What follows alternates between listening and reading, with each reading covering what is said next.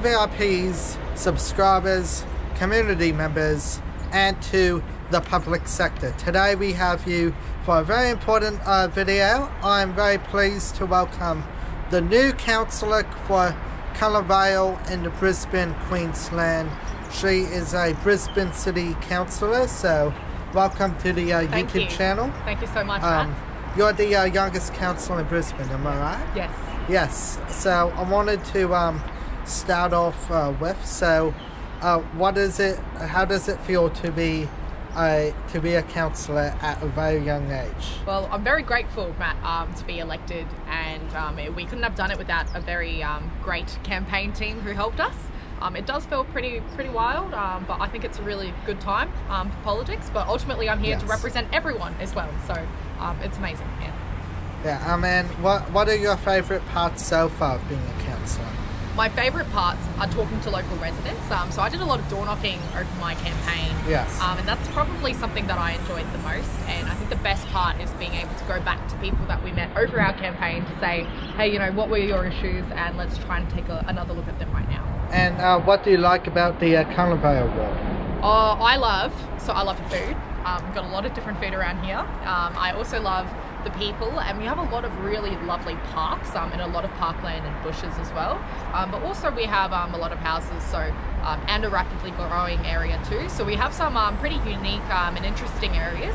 But I think ultimately all of Brisbane City Council, we have so many places that are just booming in population sizes, so yes. I think you know, there's a lot more to come, but it's ultimately what I love the most about Calamvale. Yeah, and how big is the Calamvale Ward, and what suburbs are? So Calamvale has around over 30,000 residents. It's quite large. Yes. So it's not the same size as maybe a state seat as well. Yes. But ultimately we have Calamvale, we have Stretton, Drewvale, we also have Heathwood, Pollara, little bits of Willawong, we have little bits of Larapinta as well, and we have a few different more suburbs, but ultimately it's around 10, but we have little bits of some, and then we have large bits of others.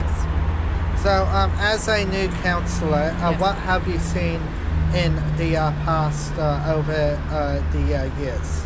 So over the past years, well, I was born and raised here, so just across the road from where we are right now is where I used to catch the bus to school.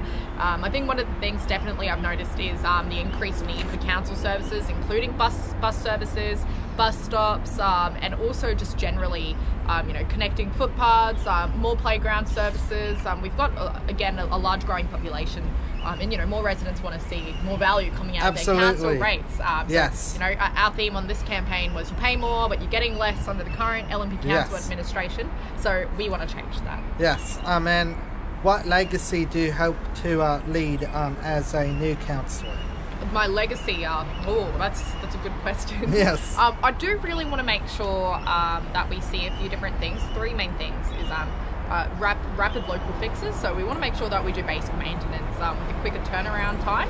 Ultimately, I think that means that there needs to be more funding though at the top end of things. So that's one. The second one is local safety. No matter what we do, I want to make sure that we focus on increasing anything in the area that's relevant to local safety as a priority. And then the last one is making sure that we do a lot of charitable projects. So things like community gardens, making the area more connected, food bank, homelessness drives.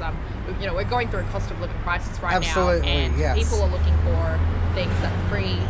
There's lots of generous residents out there as well who want to give to our community as well. So I've noticed that first thing when I was elected, and that's something definitely I'm really grateful for.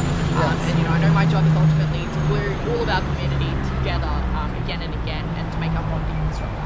Yeah. As we know, we already halfway through the 2024 year. As you know, you only just got elected in March. Yep. So what do you hope to accomplish for the rest of the 2024 year and for the future generations? Absolutely. So until the end of the year, I'll be looking at which areas in our ward, by listening to local residents, doing community consultation, where we can put in extra bits of council infrastructure using the Suburban Enhancement Fund.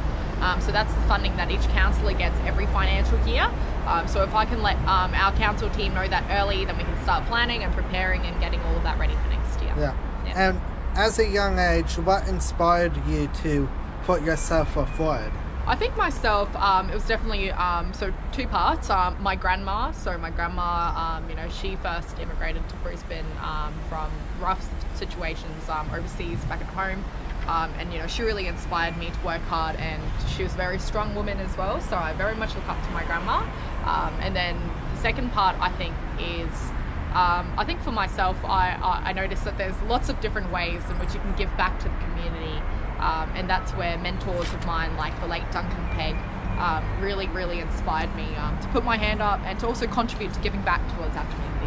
Yeah. Yes, and what is your favourite thing to do on your day off in Brisbane? Well, Matt, I know you're a really good runner.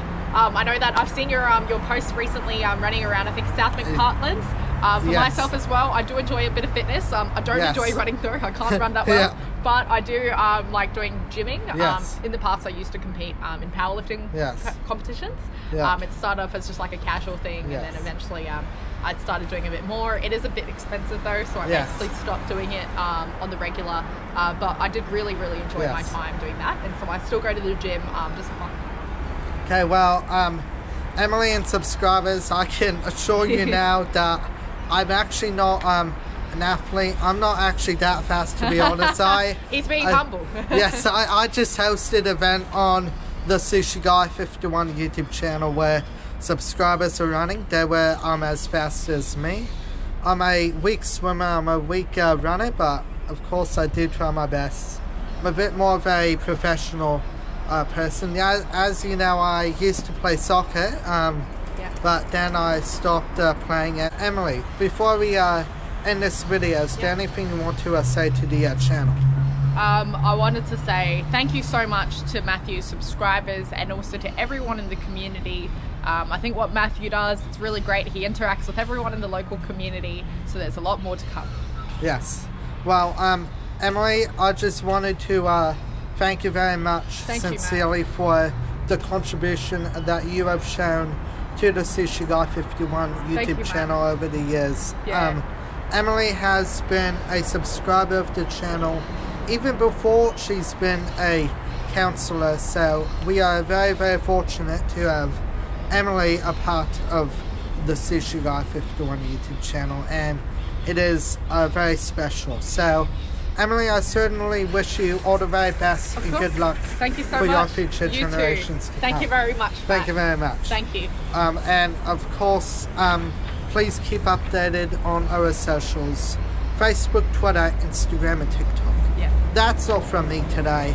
Thank you very much for watching as always. Please like and subscribe, and I will see you next video for more upcoming videos to come in the coming future generations to come. Bye everyone. Thank you very much. Thank you.